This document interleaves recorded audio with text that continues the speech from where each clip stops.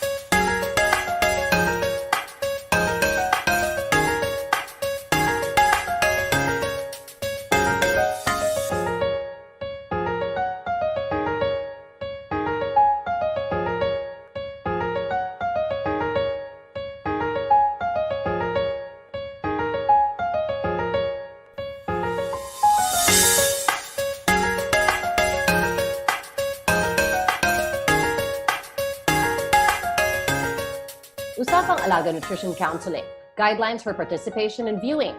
This service is not meant to diagnose, treat, cure, or prevent any disease, to be used for a therapeutic purpose or made as a substitute for the advice of your child's healthcare provider or doctor. The information may include the views or recommendations of third parties and does not necessarily reflect the views of Abbott Nutrition. The views and opinions expressed by the host and speakers do not state or reflect those of the company and its management. Furthermore, the assumptions, views, opinions, and insinuations made by the hosts or guests do not reflect those of the show, the management, and Abbott Nutrition. Only questions pertaining to children 3 years old and above will be answered in compliance with the milk code, and questions concerning children 3 years and below must be directed to viewers' own healthcare providers. By participating in Usapang Alaga's Facebook Live, participants agree and acknowledge that all information shared during the activity shall be visible to all live stream viewers. Notwithstanding the foregoing, no personal information shall be collected and retained by the organizers, doctors, and Abbott Nutrition in compliance with the existing data privacy laws and regulations, including but not limited to the Data Privacy Act of 2012 and its implementing rules and regulations. The organizers shall not be held liable for any misinterpretation or misuse of such information voluntarily shared by participants during the live session. We reserve the right to remove comments that are inappropriate or offensive, attacks another participant personally, including hate speech or comments that encourage illegal activity.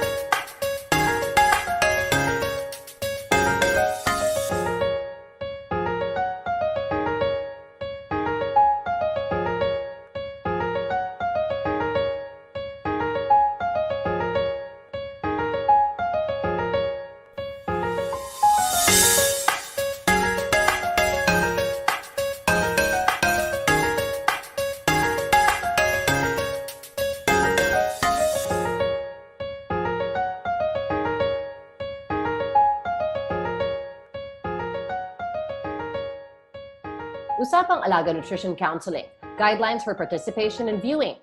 This service is not meant to diagnose, treat, cure, or prevent any disease, to be used for a therapeutic purpose or made as a substitute for the advice of your child's healthcare provider or doctor. The information may include the views or recommendations of third parties and does not necessarily reflect the views of Abbott Nutrition. The views and opinions expressed by the host and speakers do not state or reflect those of the company and its management. Furthermore, the assumptions, views, opinions, and insinuations made by the host or guests do not reflect those of the show, the management, and Abbott Nutrition. Only questions pertaining to children 3 years old and above will be answered in compliance with the Milk Code, and questions concerning children 3 years and below must be directed to viewers' own healthcare providers. By participating in Usapang Alaga's Facebook Live, participants agree and acknowledge that all information shared during the activity shall be visible to all live stream viewers. Notwithstanding the foregoing, no personal information shall be collected and retained by the organizers, doctors, and Abbott Nutrition in compliance with the existing data privacy laws and regulations, including but not limited to the Data Privacy Act of 2012 and its implementing rules and regulations. The organizers shall not be held liable for any misinterpretation or misuse of such information voluntarily shared by participants during the live session. We reserve the right to remove comments that are inappropriate or offensive, attacks another participant personally, including hate speech or comments that encourage illegal activity.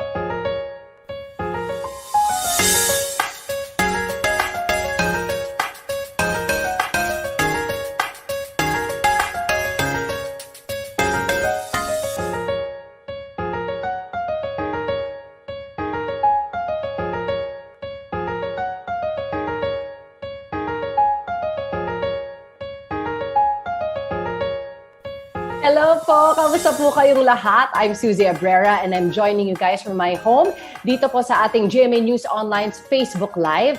Hello and welcome po dun sa ating mga bagong viewers at sa ating mga suki from last week. Welcome back po dito sa ating Usapang Alaga. Now last week, ang pinag-usapan po natin kung gaano kahalaga ang proper nutrition pagdating sa pag-boost ng immune system ng ating buong pamilya. Ngayon naman, proper nutrition pa rin po ang ating topic pero ito na may kinalaman sa growth ng ating mga anak. Syempre, as a mom, as a parent, di ba, lagi tayo naghahanap ng mga legit sources of information kung paano natin masisiguro na sapat at tama ang nutrisyon na nakuha ng ating mga bagets, lalo na sa panahon ngayon. At sigurado ako nga, magiging very interested kayo dito sa ating second episode dito sa ating Usapang Alaga dahil hindi lang isa kundi dalawa ang ating mga doktor na makakausap ngayon at makukuha na talaga natin ng tamang impormasyon. Kasama natin una sa lahat si Dr. Mimi Avendaño, a child neurologist and neurodevelopmental pediatrician, as well as Dr. Fil Gatcheco, a pediatric gastroenterology and nutrition expert. Hello po sa inyo!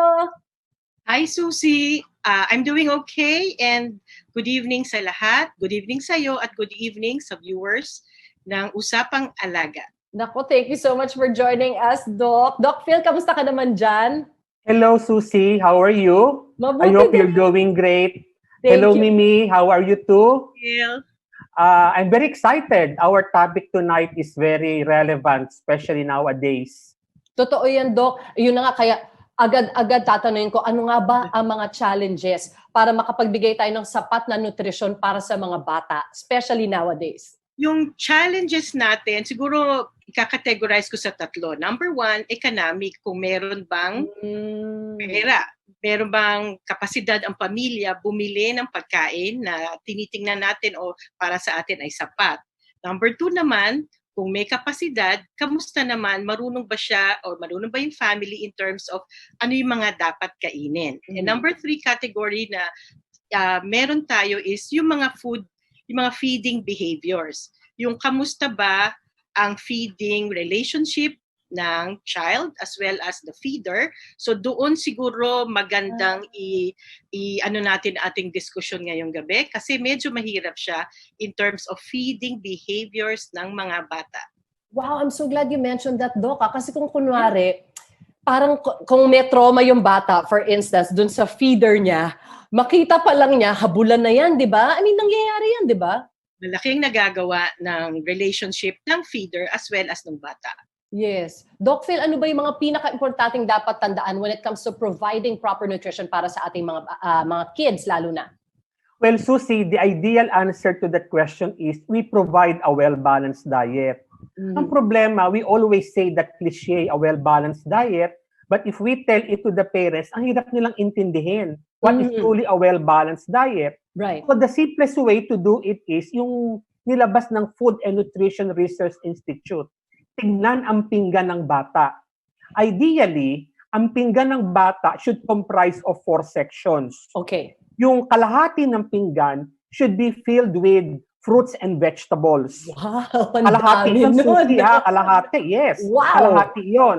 And then 1/4 lang ang manggagaling sa kanin, o kaya pasta, Right. o kaya tinapay. Carbs. And then the remaining 1/4 will be your protein. Isda, manok, baboy, baka, and even tofu or tokwa or soya. So I think that's the most creative way or very graphic way of telling parents na dapat pag sila ay magpapakain ng bata, ganun ka-colorful ang plato ng bata. Pero Doc Phil, last week na pag-usapan namin, when we add down nutritional supplements sa mga bata, nakakatulong din mag-boost ng immunity system, for instance. Well, ideally, dapat wala ng supplement. But that's not the reality. Kailangan lahat ng bata ngayon may supplement na tinetake. Well, supplements can take a lot of forms. But basically, for me, the best supplement is milk. Kaya lang, you have to choose what kind of milk you give. And why milk? Because milk is simply a complete food. Lahat ng necessary nutrients na kailangan mo can come from milk. So children should not stop from drinking milk. You know, Susie, ang problema sa Pilipinas, pag ayaw ng dumedi ng bata, usually around 1 to 2 years old, wala na. wala na ang gatas sa diet natin. Wala nang kapalit. Oo nga, totoo yan. Exactly. So, dapat tuloy-tuloy ang gatas kasi it can serve as a supplement and it can also fill up the gaps kung ano man yung kulang sa sustansya na kinakain ng bata. Right. Kasi Doc Phil, I'm sure marami na shock nung sinabi kalahati ng plato, gulay at prutas. Kasi mapapaisip pa mga magulang, parang hindi yata kalahati ng plato yung nabibigay ko. So, when we have the nutritional supplements, medyo kahit papano, like you said, napupunan yung mga gaps na yan. Tama, Doc yun, Nini tama. naman, dun sa situation kasi natin yun, syempre far from ideal, di ba? Ano natin nasisiguro na enough, kunwari, protein naman, na enough yung protein na nakuha ng mga bata? Number one, kasi kailangan ang bawat magulang maging creative, maging versatile in terms of paano i-prepare yung pagkain at kung ano ang pinapakain. Imagine mo kung araw-araw ganun na lang yung itsura, araw-araw same food, hindi yun magiging encouraging para sa mga bata. Yes, totoo. So I think yung mga unang gagawin para mas matutunan at saka mas maging excited yung mga bata sa pagkain. Number one, maganda sana, visually appealing sana yung mga pagkain. Yes. Number two also, ang para makita natin silang kumakain na maayos, i-involve natin sila. So sometimes, pati pag-grocery sana, i-prepare yung meals. Ano pa yung gusto nyo mga anak? To make sure tama. Yeah. Kaya yung pag binibigyan mo sila ng choices, dapat win-win situation. Kunwari breakfast, o anak, ano ba gusto mo? Cheese sandwich o egg something. So you make sure yung choices parehong win-win para sa'yo. May nutrisyon na maayos. Ang maganda doon na feel ng bata na siya ang namili at siya ang nanalo, and therefore it gives him a sense of fulfillment na importante pala ko na re-respect ng nanay ko yung choices ko, and therefore paninindigan ko to, gusto kong kainin ito. Tayo as adults, we have to be good role models. Hindi pwedeng sabi ka ng sabi pagkatapos ikaw ayaw mo. Hindi ka rin kumakain. So, na-experience mo ba yan, Suzi? Nako, ngayon, they're older na, tsaka healthy eaters naman kami primarily nung husband ko. So talagang wala silang excuse kasi lagi talagang may gulay at tsaka prutas doon sa hapag. But that doesn't mean that they like it. So kumbaga, may konting diskusyon na ng konti, especially when they were young. Good role model. Yeah. And of course, I think we have to emphasize that we have to eat together. Yes. Diba? Maraming magulang na, lalo na yung mga maliliit, mga 3-year-old, 4-year-olds, sa bedroom ka na lang kumain. Hindi, maganda na you put them in the dining table because number one, yun yung proper place to eat. Number two, being with other kids, kumakain and being with the family, they understand. It's not just about looking at how everyone is eating, it's also the social experience of eating. So, sana may positive family meal times tayo because it's not just the nutrition that is important, it's also the social experience. Together, magiging healthy yung bata. Kaya actually, Doc, napapansin natin, di ba, lalo na nung, back in the day when we all used to go out and work in the office or work wherever, ang pinakamasarap na kain lagi, yung dinner time. Tama. Yun yung na supposedly sana hindi masyadong madami na yung kain mo kasi patulog ka na, pero ganadong-ganado lahat kumain kasi magkakasama yung pamilya. Nagkakwentuhan, pagod from the day, di ba? That's your chance to sort of celebrate another day that has gone by. So, yun ang ganda nung sinabi mong ganun, Doc, na sama-sama as a family. Ito naman question ko kay Doc Phil. Ayan na, sinet na yung table, magkakasama na tayong lahat. Pero may mga picky eaters pa rin talaga, Doc, at mahirap talaga siyang gawa na para. Ano ba yung mga technique para ma-encourage namin yung mga kids to eat other foods? Well, Susie, picky eaters are actually very prevalent nowadays. However, you have to qualify. Is it the perception of the parents na picky talaga yung bata? Okay. Or is the bata really suffering from picky eating? I think the simplest way of telling kung picky eater yung bata is check whether from the 8 food groups na sinabi ng WHO once upon a time ay nakakaapat na pagkain ang bata or more. Kasi ang ginawa ng World Health Organization, hinati nila yung food into 8 types. And then sabi nila, pag ang bata ay kumakain ng 4 o higit pa sa 8 yon, hindi siya picky eater. Doc, ang naabutan ko yung 3 lang, go, grow, and glow. Ano ba yung 8? Oo, yan ang tinuturo sa grade school. Actually, that's good. If you will look at the pinggang Pinoy, it's go, grow, and glow. Yes. Pero to be more specific about it, they divided it into 8 groups. Pero syempre, hindi naman lahat ng nanay nakakaalam ng 8 food groups na yan. So the simplest and however crude it is to check. Pagka ba ako nagluto ng manok, puro fried chicken ba ang kinakain nila? At ayaw na nilang kainin yung ibang pagkain? At kung kumain sila ng fried chicken, isang buwan na puro fried chicken ang kinakain? Well, maybe the child is really picky eater. Well, there are many reasons why children became picky eater. Number 1 is they say it's a stage. Halos lahat ng bata dumadaan sa stage na yan. Kaya lang, yung iba, sandali-sandali lang. They can actually overgrow the stage. Yung iba, matagal. Nagtatagal sa stage na yan. So, yon ang may danger. Na baka maging nutritionally deficient ang kanilang intake. Yung iba naman, nagiging picky eater kasi nabobor na sila sa pinahanda ng mga magulang. Araw-araw na lang, puro yun ang kinakain. Ang isa pang cause is baka merong problema, yung binanggit kanina ni Mimi, baka may problema yung nagpapakain at saka yung kumakain.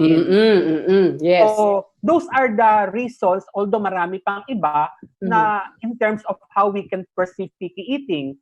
And one of the best ways for us to check or to manage children who are picky eaters is to do food chaining. Medyo nabanggit sa akin ni Doc Jun Di Maano yung food chaining na yan. Ano ulit, Doc, yung food chaining?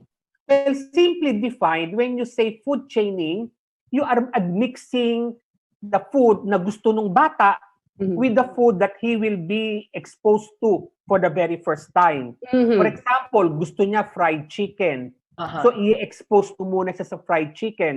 And then little by little, i-expose mo naman siya sa grilled chicken, tinolang chicken, iba-ibang luto ng chicken, slowly, and then gradually, mai-imbibe niya yan. Of course, overnight, hindi niya tatanggap yan. But little by little, pag lagi mo ginagawa yung food chaining na yan, introducing his likes with the new food that he will be exposed to, eventually, matatanggap na niya yan. Sobrang winner talaga yung food chaining na yan. Bilib na bilib ako dyan. Kaya actually, well, habang we're trying to get our kids to eat a more balanced diet talaga, syempre, you can always supplement that with oral nutritional supplements nga para, kumbaga sabi nga ni Doc Phil, ma-fill yung mga gaps na hindi napupuna ng everyday food intake nila.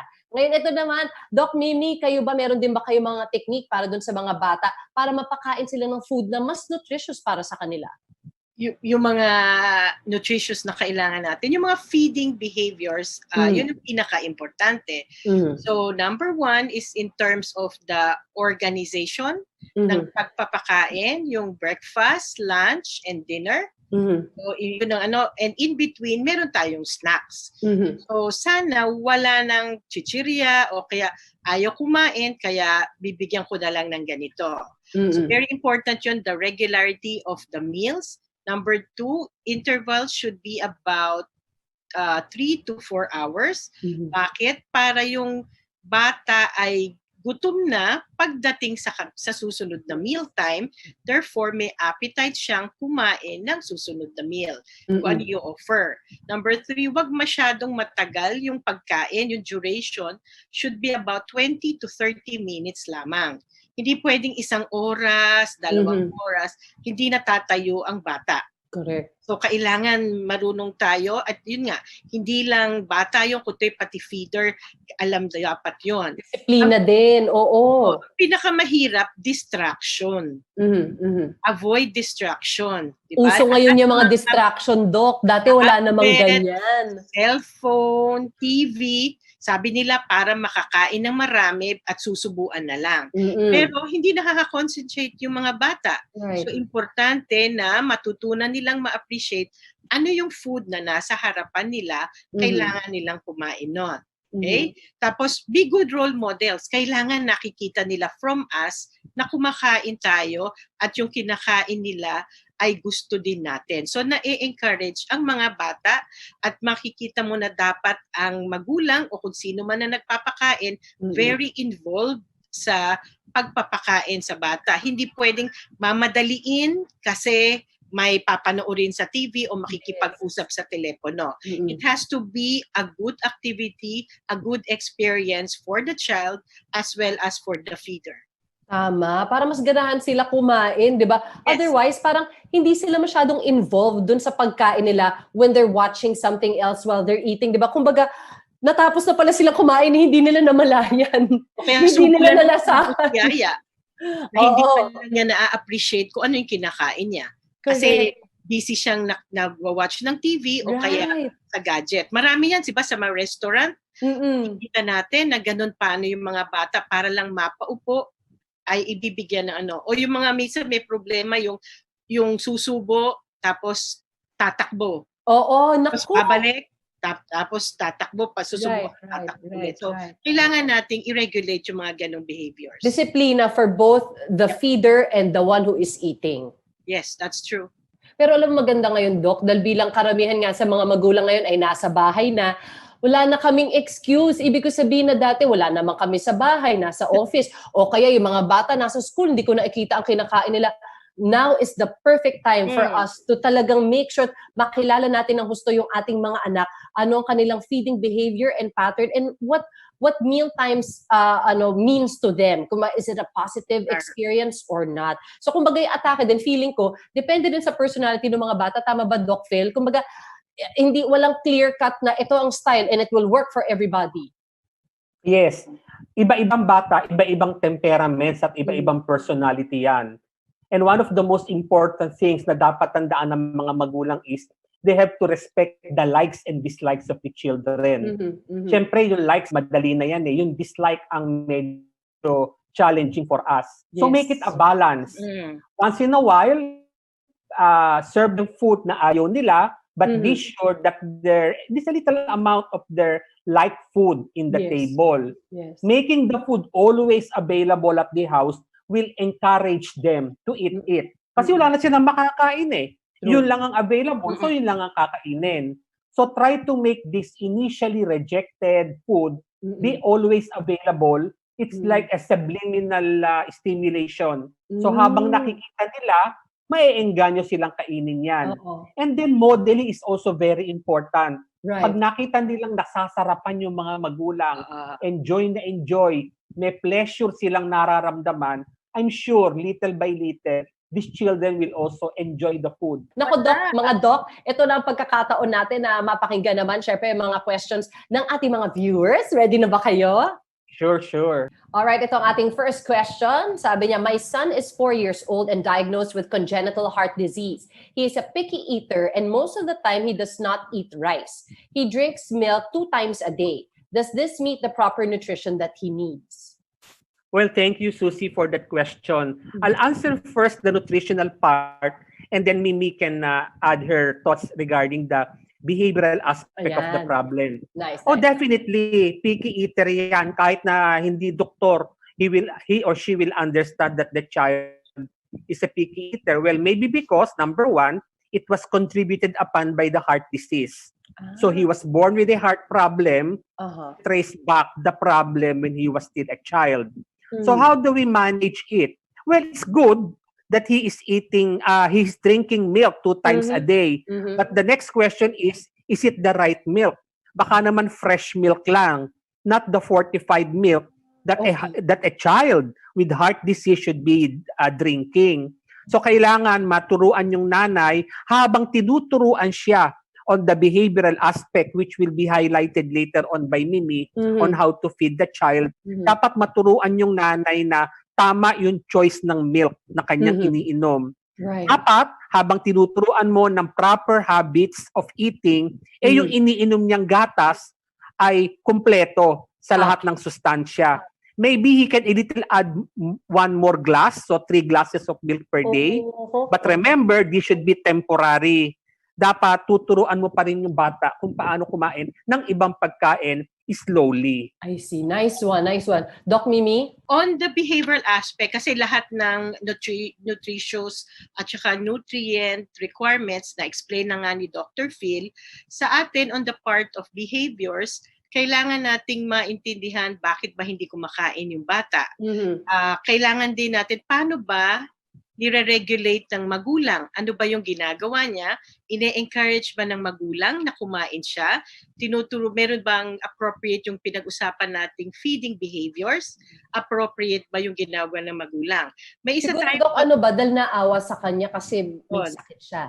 may mga concerns tayo na minsan kaya hindi maganda yung pagpapakain o kaya nagiging picky eater, yung tinatawag nating vulnerable child syndrome. Yung sa mga may chronic diseases, yung may heart disease, yung mga epilepsy, yung may mga renal problems, naaawa yung mga magulang and therefore napapamper ng konti o kaya naku, kawawa naman, medyo nabubulunan, baka hindi niya kaya. So, imbis na itry ng magulang kung papaano mas mapakain siya, ang nangyayari, pinapabayaan nilang or ginagawang more easy yung feeding. So, katulad nito na stop siya to just drinking milk. So, again, we go back. Ano ba yung feeding behaviors na ine-explain natin kanina? And I think the parents can try this for this 4-year-old with congenital heart disease. Yes. Siguro pag sabihin ako, pag kumain ka nito, mas lalakas ka, di ba? You'll be healthier. Yes. All right, we've got our question number 2 naman. My 3-year-old is payat but drinks 10 ounces of milk 6 to 8 times a day, as well as yogurt drinks twice a day. He likes to eat apples, bananas, carrots, but prefers rice and sabaw. My hubby is worried, but I'm not because he's energetic and not sickly. Should I really worry? Ika nga ni mother. Well, to answer that question, both of you are correct. The good news is, okay yung bata, energetic, makulit, not sickly. But the drawback is, may problema ang kanyang quality of dietary intake. Imagine, drinking 6 to 8 times a day of milk. Oo nga. Actually, kahit yun lang ang kakainin niya per day, talagang tataba siya. Pero I'm wondering why payat pa rin yung perception doon sa bata.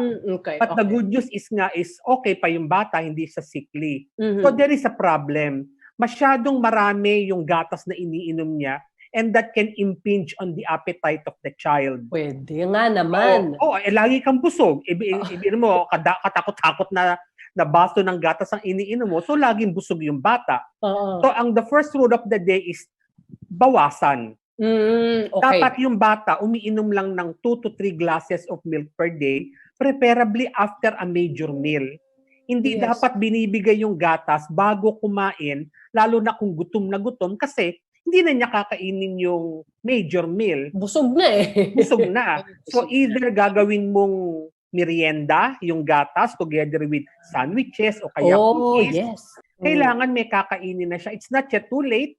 3 years old pa yung bata. So we can still do something about changing the behavior. Mga Dok, maraming salamat. Ang dami ko syempre natutunan sa inyo tungkol sa food chaining, pinggang Pinoy, go grow and glow, yung paghahati-hati ng plato dapat to make the food attractive, colorful, nutritious, and also at the same time to make meal times and feeding experiences with both the feeder and the child a positive experience, an involved experience para lahat ng tao ay nag-e-enjoy. Hindi siya sa pilitan, hindi masama ang loob ng bata, hindi kayo nag-aaway, di ba? Kaya mas gaganahan nga naman siya to try new kinds of food and more nutritious kinds of food. Correct. Thank you, Suzi. Maraming salamat. Dr. Fil Gatcheco, maraming salamat. Dr. Avendaño, thank you for sharing your expertise and knowledge with our viewers. Salamat po. Thank you.